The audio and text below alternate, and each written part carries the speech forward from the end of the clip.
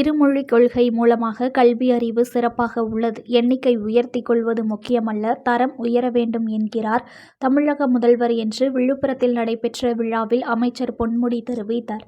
விழுப்புரத்தில் விளையாட மிதிவண்டி வழங்கும் விழா நடைபெற்ற விழாவில் அமைச்சர் பொன்முடி, மாவட்ட ஆட்சியர் பழனி, சட்டமன்ற உறுப்பினர் டாக்டர் லட்சுமணன் ஆகியோர் கலந்து கொண்டனர். 9 பள்ளிகளுக்கு 2009 மிதிவண்டிகளை வழங்கினார்கள்.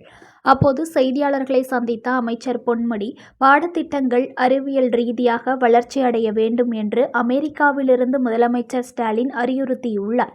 அதனால்தான் நம்முடைய பள்ளிக்கல்வித்துறை அமைச்சர் ஒவ்வொரு பள்ளியிலும் ஒரு ஸ்மார்ட் கிளாஸ் உருவாக்கி வருகிறார். இருமொழிக் கொள்கை மூலமாக கல்வி அறிவு மிக சிறப்பாக இருப்பதாக அமைச்சர் பொன்முடி தெரிவித்தார்.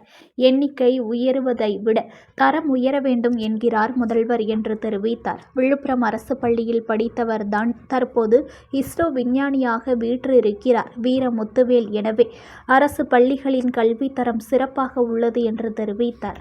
நியூஸ் ஒன் தமிழை லைக் பண்ணுங்க, கமெண்ட் பண்ணுங்க, ஷேர் பண்ணுங்க, மறக்காம சப்ஸ்கிரைப் பண்ணுங்க.